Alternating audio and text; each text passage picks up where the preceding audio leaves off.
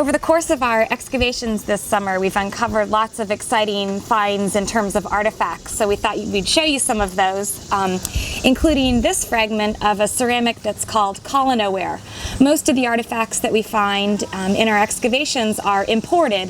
This is one of the few that we think is made locally, perhaps by enslaved communities that are living nearby Mount Vernon. It's a very common ware type that we find up here by the kitchen. We found over 20 vessels of it from our midden excavation, or a big trash site that was dug in the early 90s. So we think it's a pretty frequently used type of bowl in the kitchen to prepare the meals that were served to the Washingtons, and also perhaps more informally to the slaves that were living and working around the kitchen. Another one of our exciting finds is this small piece of Chinese export porcelain. We think that it was actually once part of a plate that was used by Lawrence Washington when he lived here in the 1740s and the 1750s. It's of a pattern that's called grape, bamboo, and squirrel, and you can just make out the face of the squirrel at the top of the sherd here. We know this because we found over 8 plates excavated from our midden excavation site, which is just behind me. A lot of the refuse that is generated from these first generation outbuildings we think was tossed away in that large trash site. So we're beginning to see similarities between the artifacts that we're finding in this excavation and in previous excavation.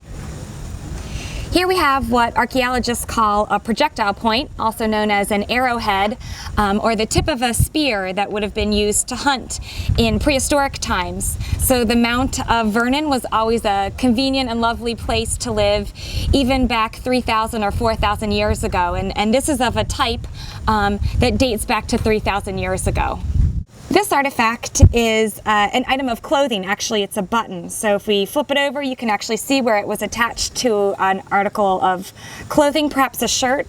And it's made of brass, and it's an artillery button from the War of 1812. So you can imagine a soldier coming to Mount Vernon, perhaps dressed in his nicest uniform, and losing a button as he strolled around the grounds.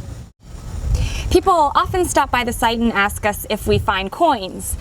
This excavation hasn't yielded any from the 1700s, but we actually have a silver half dime from 1835. It's a Liberty half dime, and it's in great condition because it's made of silver, so it survives well in the archaeological record.